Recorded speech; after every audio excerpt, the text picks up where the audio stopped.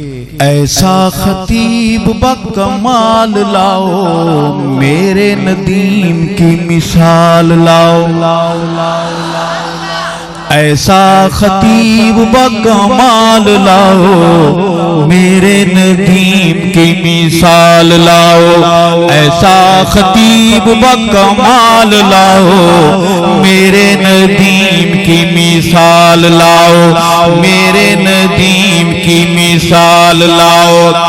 مسلک و دین کا وکیل ہے یہ، شعر خطابت کی قندیل ہے یہ۔ الحمدللہ رب العالمین والصلاة والسلام علی سید الانبیاء والمرسلین، اما بعد فاعوذ باللہ من الشیطان الرجیم، بسم اللہ الرحمن الرحیم۔ یا ایہا الذین آمنوا لا تقولوا راعنا وقولوا انظرنا واسمعوا وللکافرین عذاب علیم، صدق اللہ العظیم۔ اللہم صلی علی سیدنا و مولانا محمد النبی الامی وعلی آلہ وصحبہ وبارک وسلم۔ انتہائی قابل قدر سامعین، حاضرین، ناظرین، ربیع الاول شریف کا بابرکت، رحمت، عظمت اور بزرگی والا مہینہ ہے، اور اس مہینے میں نبی کریم صلی اللہ علیہ وسلم کی سیرت طیبہ کے مختلف عنوانات سے گفتگو چل رہی ہے۔ آج کا عنوان ہے کہ اللہ کے نبی کا ادب، آپ کا احترام مسلمانوں کے ایمان کا، کمال ایمان کا وہ حصہ ہے کہ جس کے بغیر نہ ایمان حاصل ہوتا ہے نہ کامل ہوتا ہے۔ ان میں سب سے پہلی چیز جو ایمان کے لیے ضروری ہے وہ اللہ کے نبی کا ادب ہے۔ یہ آیت کریمہ جو میں نے تلاوت کی ہے، اسی مناسبت سے یہ یاد رکھیں کہ قرآن مجید میں 88 مقامات پر یا ایھا الذین آمنوا کا لفظ آیا ہے، اور اللہ نے اہل ایمان کو خطاب کیا ہے کہ اے ایمان والو، یوں کہہ کر۔ علماء نے لکھا ہے ایسا خطاب نہ تورات میں، نہ انجیل میں، نہ زبور میں، یعنی اللہ جب ان سے بات کرتے تھے تو وہاں انداز یہ ہوتا تھا کہ یا اہل الکتاب، اے اہل کتاب، یا بنی اسرائیل، اے بنی اسرائیل، یا اہل المساکین، اے مسکینوں۔ لیکن نبی کریم صلی اللہ علیہ وسلم کی نسبت سے جیسے اللہ نے قرآن میں باقی رسولوں اور حضور کے درمیان گفتگو میں یہی فرق رکھا ہے کہ باقی انبیاء علیہ السلام کا تذکرہ ہوتا ہے تو اللہ ان کو نام سے خطاب کرتے ہیں، یا آدم اسکن انت وزوجک الجنہ، یا ابراہیم قد صدقت الرؤیا، یا یحییٰ خذ الکتاب بقوہ، یا زکریا انا نبشرک بغلام۔ اور جب محبوب کی باری آتی ہے تو یا ایھا النبی، یا ایھا الرسول، یا ایھا المزمل، یا ایھا المدثر، القاب کیسے کیسے خدا نے کیے عطا حضرت رسول پاک کو قرآن میں جا بجا، تاہا کہیں پکارا، یاسین کہیں کہا، حامیم کہیں والشمس والضحیٰ، صلاۃ اللہ کلام اللہ، جہاں دیکھا تو یہ دیکھا، اگر لکھا خدا دیکھا، محمد بھی لکھا دیکھا۔ تو جیسے محبوب کی تعظیم اور آپ کی عظمت اور آپ کا شان ہے کہ اللہ نے نام سے کہیں نہیں پکارا، تو یہود و نصارہ کے ساتھ اللہ جب گفتگو کرتے تھے تو ان کو کیا خطاب کرتے تھے، اور جب حضور کی امت سے گفتگو کا وقت آیا ہے تو یا ایھا الذین آمنو، اے ایمان والو۔ یہ وہ سرٹیفکیٹ ہے ایمان کا جو رب کی زبان فیض ترجمان عالی شان سے محبوب کی امت کے لیے اعزاز حاصل ہو رہا ہے اور ان کو مل رہا ہے۔ ان میں پہلا آمنو یہ آیت کریمہ ہے جو پہلے پارے میں ہے، 13ویں رکوع کی ابتدا ہے کہ اے ایمان والو لا تقولوا راعنا، راعنا کا لفظ نہ کہو، وقول انظرنا، انظرنا کہو، واسمعوا، اور پیغمبر کی بات کو غور سے سنو، وللکافرین عذاب علیم، کافروں کے لیے دردناک عذاب ہے۔ اب یہاں پر جو بات سمجھنے کی ہے، پہلی بات تو یہ ہے کہ پہلا اہل ایمان کو خطاب ادب رسول کا ہے۔ اس کے بعد جتنے خطاب ہیں، آگے نماز کا حکم بھی ہے، یا ایھا الذین آمنوا استعینوا بالصبر والصلاۃ، روزے کا حکم بھی ہے، یا ایھا الذین آمنوا کتب علیکم الصیام۔ اسی طریقے سے جہاد کا، ذکر کا، تعلیم کا، مختلف عنوانات پر یا ایھا الذین آمنوا اتقوا اللہ حق تقاتہ، تقوی کا، یا ایھا الذین آمنوا اذکروا اللہ ذکرا کثیرا، ذکر کا۔ سارے احکام بعد میں ہیں، سب سے پہلا حکم ادب رسول کا ہے۔ مسئلہ سمجھایا گیا کہ محبوب کا ادب ہے تو پھر نماز بھی قبول ہے، آقا کا احترام ہے تو روزہ بھی قبول ہے، محبوب کا ادب ہے تو حج بھی قبول ہے، محبوب کی تعظیم ہے تو آپ کی عبادت، اطاعت، اعمال، اخلاق سب کچھ قبول ہیں، اور اگر ادب رسول نہیں ہے تو پھر اللہ کی بارگاہ میں تمہاری کوئی نیکی قابل قبول نہیں ہے۔ ادب کہتے کس کو ہیں؟ جس کا جو مقام اور منصب ہو اسے اس مقام پر رکھا جائے، اس سے اونچا یا اس سے نیچے کرنا یہ بے ادبی شمار ہوگا۔ یعنی نبی کریم صلی اللہ علیہ وسلم کا جو مقام ہے، اب آپ کا مقام کیا ہے؟ پوری امت کا اس پر اتفاق ہے کہ آقا نے اللہ کو اپنا لاڈلا محبوب بنایا ہے، اور پوری کائنات میں تمام مخلوق سے افضل، انبیاء میں بھی، انسانوں میں بھی، فرشتوں میں بھی، ویسے تو ساری کائنات میں انسان ہی افضل ہے، انسانوں میں انبیاء افضل ہیں، انبیاء میں پھر اللہ تبارک و تعالیٰ نے ان اولو العزم رسولوں کو چنا ہے جن پر صحائف اور کتابیں نازل کی، ان میں پھر وہ 4 جن کو کتابیں ملی، ان میں پھر سب سے اعلیٰ درجہ جناب محمد الرسول اللہ صلی اللہ علیہ وسلم کا ہے۔ جب آقا کا درجہ سب سے اونچا ہے تو فرشتے بھی آپ کے ادب کے پابند ہیں، جنات بھی آپ کے ادب کے پابند ہیں، درخت، پرند، چرند، کیڑے مکوڑے، حشرات الارض، ساری مخلوق آپ کی تعظیم کی پابند ہے۔ اسی طریقے سے انسان بھی آپ کے ادب کے پابند ہیں، انبیاء بھی آپ کے احترام کے پابند ہیں، ساری مخلوق ادب رسول کی پابند ہے، اس لیے کہ آپ کا مقام جو سب سے اونچا ہے، حتیٰ کہ علماء نے لکھا ہے عرش، کرسی، لوح، قلم، ان میں سے بھی کوئی اس مقام کا نہیں جو مقام اللہ نے اپنے محبوب کو عطا کیا ہے، تو محبوب کی تعظیم بھی ویسے ہی کرنی چاہیے۔ اس آیت کریمہ کے شان نزول کے حوالے سے بات عرض کر کے کچھ آداب رسول اس محفل کی مناسبت سے عرض کرنا چاہتا ہوں کہ پیغمبر کی محفل کے ادب کیا ہے۔ ان میں سے ایک یہ ہے کہ اس آیت کریمہ کا شان نزول یہ ہے کہ یہود حضور اکرم صلی اللہ علیہ وسلم کی گفتگو سننے کے لیے آ کے بیٹھتے تھے، بعض دفعہ ٹولیاں لگا کر بیٹھ جاتے، اور بعض دفعہ صحابہ کرام حضور سے گفتگو کرتے ہوئے یہ جملہ کہتے تھے، راعنا، ہماری رعایت فرمائیے۔ یہی لفظ یہودی بھی استعمال کرتے تھے، لیکن ان کے استعمال کرنے کا لہجہ کچھ اور تھا۔ ایک تو راعنا کو، عین کو ذرا تھوڑا سا کھینچ کر زور دے کے راعینا اس طرز سے کہتے تھے۔ اس کا معنی یہ ہوگا کہ اے ہمارے بکریوں کے چرواہے، معاذ اللہ نبی کریم صلی اللہ علیہ وسلم کی ذات اقدس میں توہین اور بے ادبی مقصود تھی، اس طرز سے کہنے کی کوشش کرتے تھے۔ تو جب یہ الفاظ وہ کہتے تھے، اور ایک صحابی تھے حضرت سعد ان کا نام ہے، وہ ان کی یہودی زبان سمجھتے تھے، اور ایسے ہی بعض علماء نے لکھا ہے کہ عبرانی زبان میں رائی کا معنی ایک اور ہے، فاطر العقل، جس کی عقل کام نہ کرے، حواس باختہ والیاذ باللہ، یعنی یہودی اپنے ذہن کے مطابق حضور اکرم صلی اللہ علیہ وسلم کی شان اقدس میں بے ادبی کرتے ہوئے یہ جملہ کہنا چاہتے تھے۔ وہ صحابی سمجھ گئے، انہوں نے پکڑا اس کو، کہا خبردار، آج کے بعد تم نے ہمارے نبی کی محفل میں آ کر اس قسم کا جملہ کہا، ہماری تمہاری لڑائی ہوگی، میں تمہاری گردن قلم کر دوں گا۔ جا کر نبی کریم صلی اللہ علیہ وسلم کو یہودیوں نے شکایت کی کہ اللہ کے محبوب آپ کا ساتھی ہے، آپ کے دوست بھی یہ الفاظ کہتے ہیں، ہم بھی کہہ دیتے ہیں، تو حرج کیا ہے اس میں، آپ کی توہین کیا ہے؟ ہم نے بھی تو وہی لفظ کہا جو اہل ایمان کہہ رہے تھے، راعنا، ہم بھی وہی کہتے ہیں، یہ ہمارے ساتھ لڑنے مرنے کے لیے تیار ہو گئے۔ تو اللہ تبارک و تعالیٰ نے اس صحابی کی وکالت کرتے ہوئے اور اپنے محبوب کی عظمت بیان کرتے ہوئے اس آیت کریمہ کو اتارا کہ اے اہل ایمان، لا تقولوا راعنا، تم محبوب کی شان میں ایسا لفظی استعمال نہ کرو جو دو معنوں والا ہو، کہ ایک معنی تو اچھا ہو، دوسرا معنی اس کا درست نہ ہو۔ آپ تو صحیح معنی لینا چاہتے ہیں، لیکن کوئی بے دین، غیر مسلم، کوئی یہودی، کوئی بے ادب، کوئی گستاخ، کوئی محبوب کی توہین اور شان میں بے ادبی کرنے والا وہ ایسا معنی لیتا ہے جو بے ادبی پر معمول ہے، تو ایسا معنی بھی اللہ کے نبی کی شان میں بے ادبی ہے، اور ایسا کرنے والا کافر ہو جائے گا، اور کافر کے لیے عذاب علیم ہوگا۔ اس لیے فرمایا اہل ایمان، لا تقولوا راعنا، تم یہ راعنا نہ کہو، وقولوا انظرنا، بلکہ انظرنا کہو۔ انظرنا کا معنی ہماری نظر کرم ہم پر فرمائیے، ہماری طرف توجہ اور التفات فرمائیے، ہمیں بھی دیکھیے۔ تو یہ ایک محبت کا جملہ تھا جو وہاں پر کہا گیا۔ اس سے کئی مسائل مستنبط ہوتے ہیں جو ادب رسول کے ہیں۔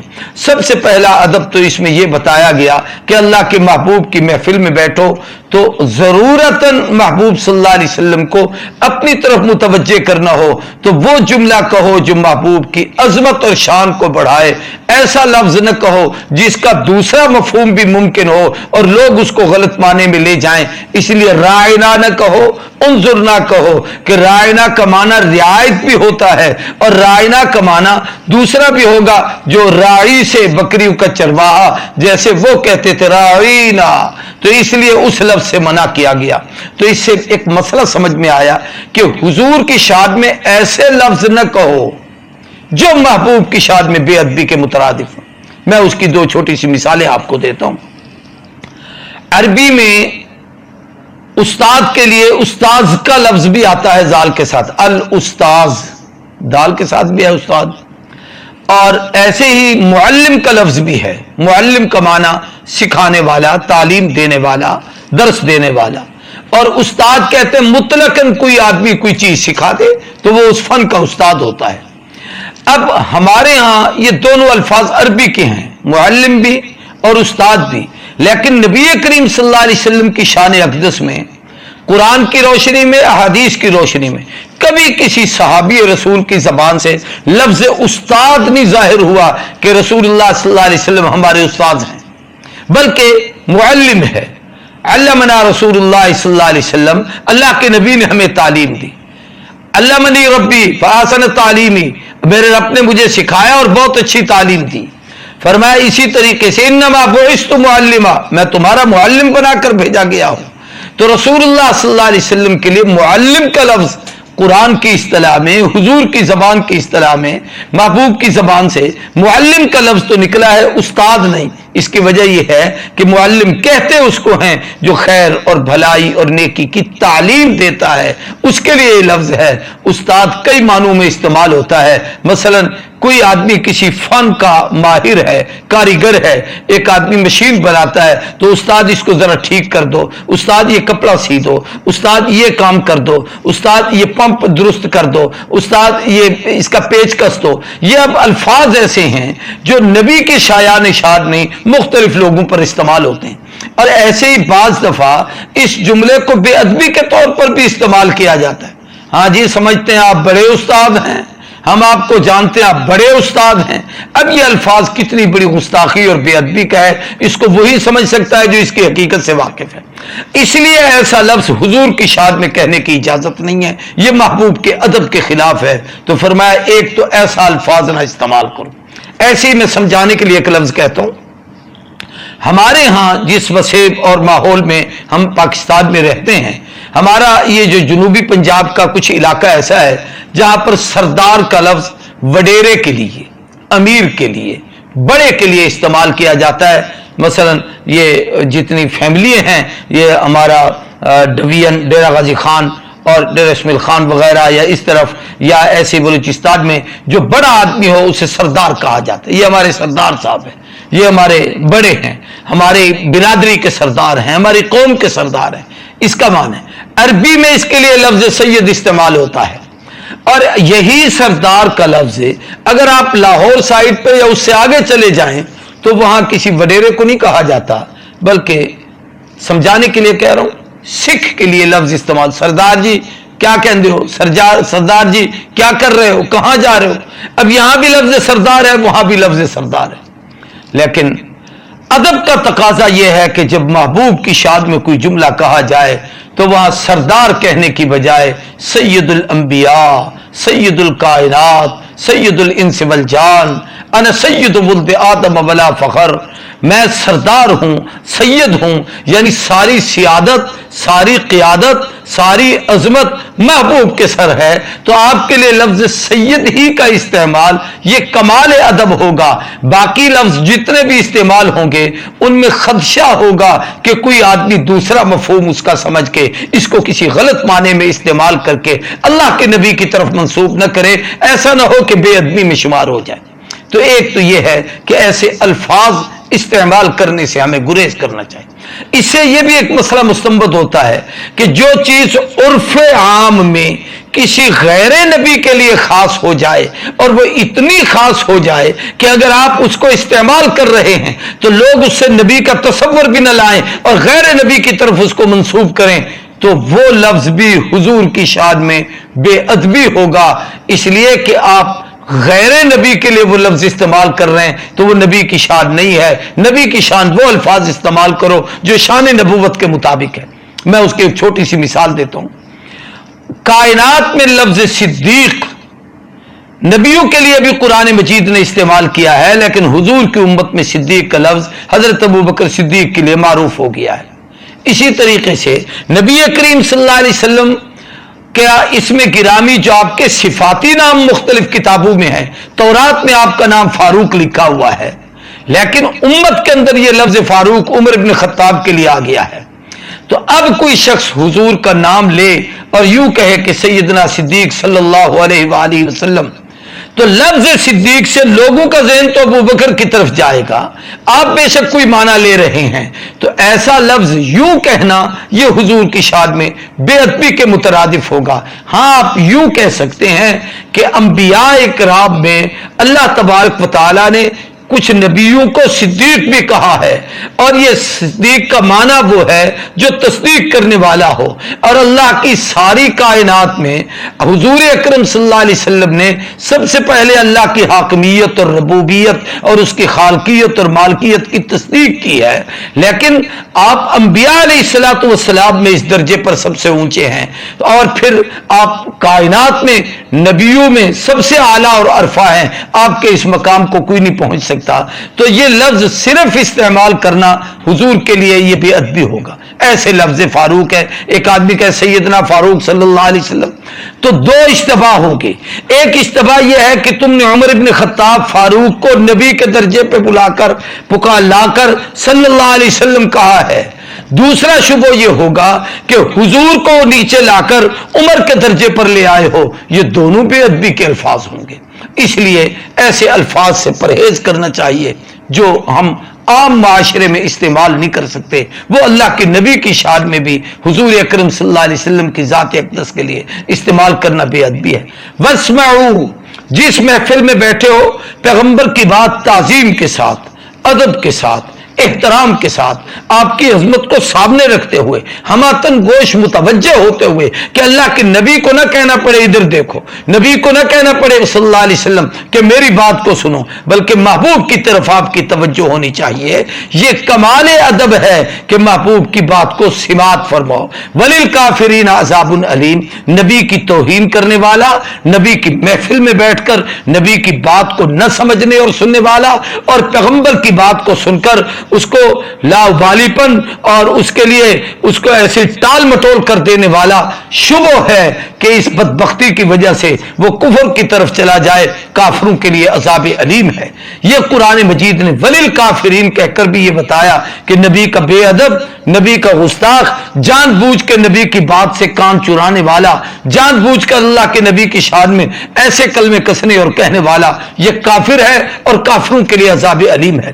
یوں قرآن مجید میں مختلف مقامات پر آداب نبوت سکھائے گئے ہیں، لیکن سورہ حجرات میں اگر آپ ہم غور کریں تو وہاں مستقل صورت آئی ہی معاشرتی زندگی سکھانے کے لیے ہے، جس میں سب سے پہلے شروع میں نبی کریم صلی اللہ علیہ وسلم کی تعظیم سکھائی گئی اور آپ کے آداب سکھائے گئے۔ ان میں پہلا ادب سورہ حجرات کی پہلی آیت میں ہے، یا ایھا الذین آمنوا لا تقدموا بین یدی اللہ ورسولہ واتقوا اللہ ان اللہ سمیع علیم۔ اے اہل ایمان، وہاں بھی ایمان والوں کو خطاب تھا، اس لیے کہ کلمہ پڑھنے کے بعد نبی کی تعظیم اب تم پر فرض ہے، اب تمہاری ضرورت ہے کہ اس کے بغیر نہ تمہیں ایمان نصیب ہوگا، نہ اس کے بغیر تمہیں فیض نصیب ہوگا، نہ اس کے بغیر تمہیں کوئی کمال نصیب ہوگا، نہ اس کے بغیر تمہیں رب نصیب ہوگا۔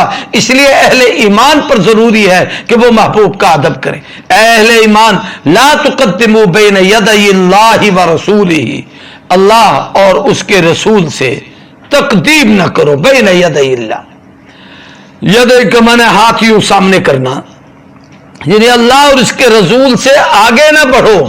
واتقوا اللہ، اللہ سے ڈرو۔ ان اللہ سمیع علیم، بے شک اللہ سننے والے جاننے والے ہیں۔ اس آیت کا ایک شان نزول بھی ہے چھوٹا سا. ایک قوم میں تنازع تھا کہ ان کا سردار کون ہو.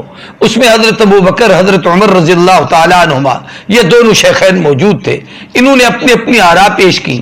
وہ قوم کے لوگ اپنی اپنی باتیں کر رہے تھے. ان کی آواز اتنی اونچی ہو گئی کہ نبی کریم صلی اللہ علیہ وسلم کے ہوتے ہوئے محبوب بیٹھے تھے.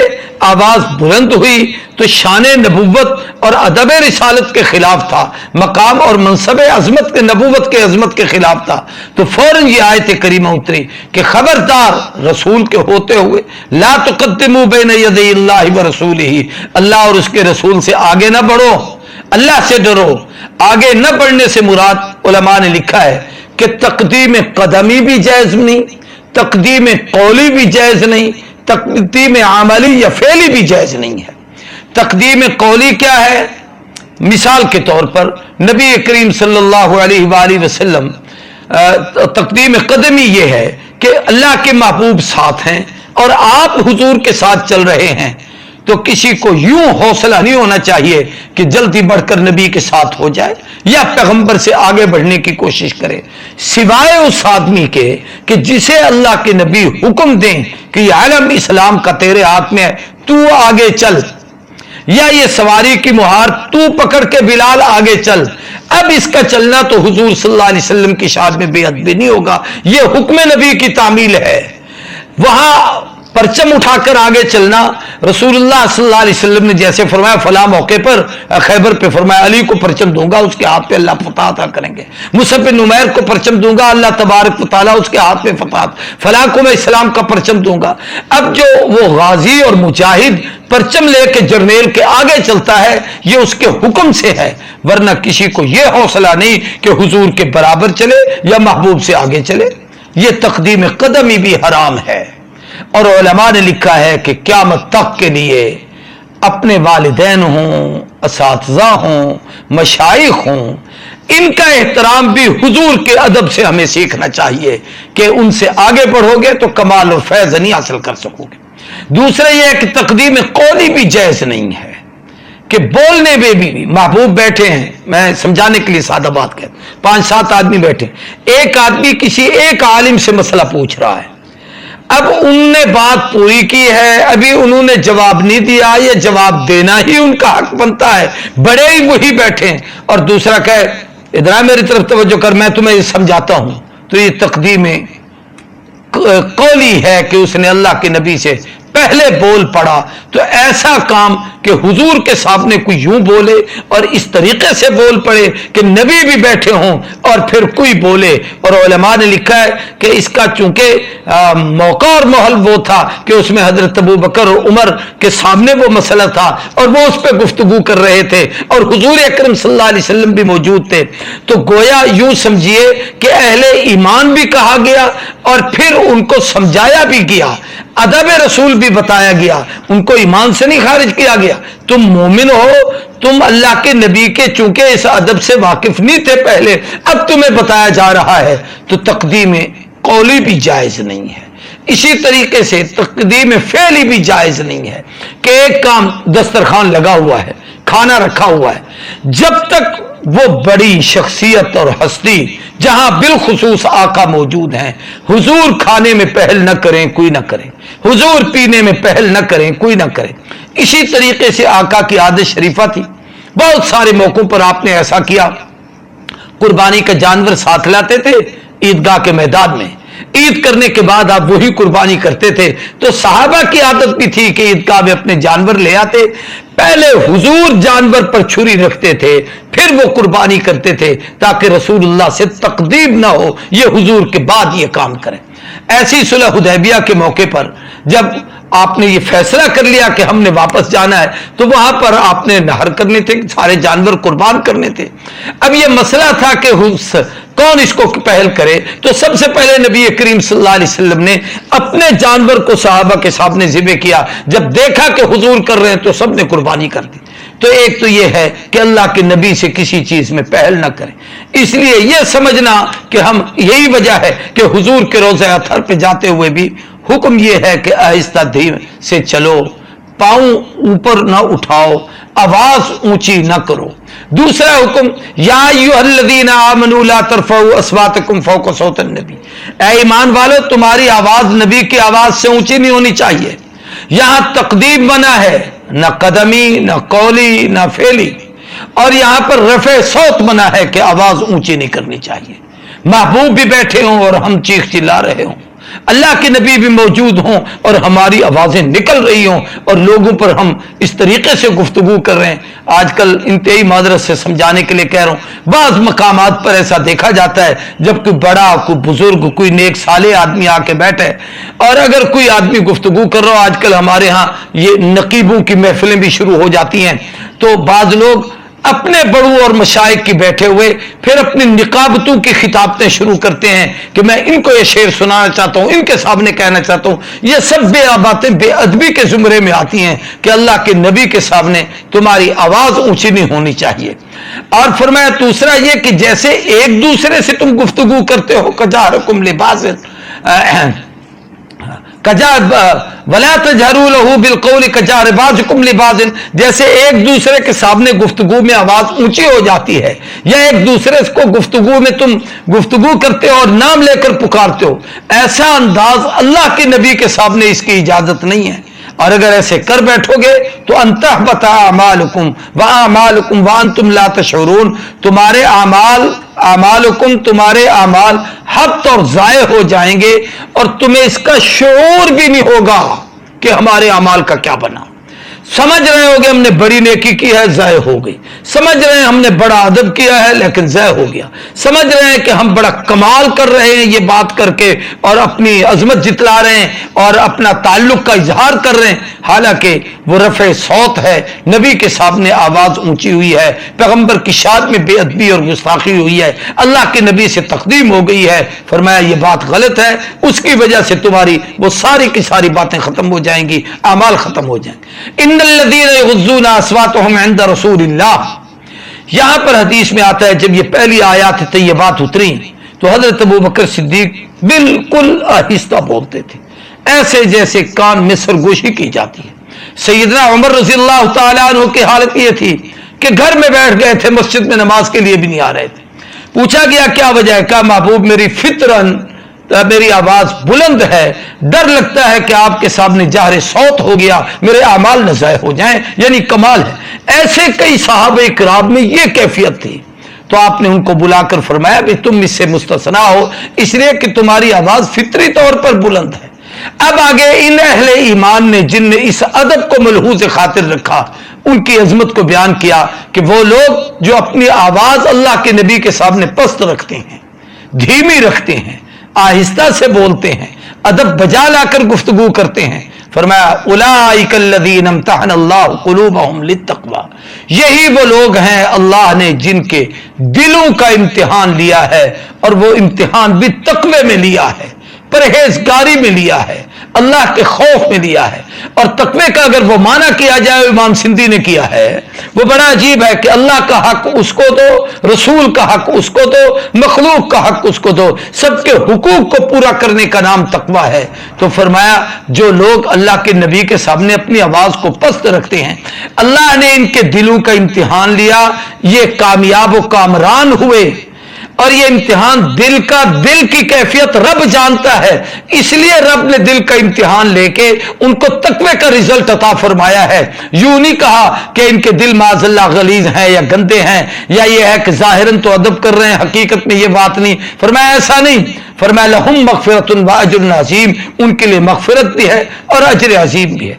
इन्नल्लज़ीना युनादूनका मिन वराइल हुजराति अक्सरुहुम ला याक़िलून, जो लोग आपके हुजरों के बाहर से, ये भी कुछ देहाती आते थे और बाहर से खड़े होकर हुजूर को पुकारते थे, उखरुज अलैना या मोहम्मद, ए महबूब बाहर आइए।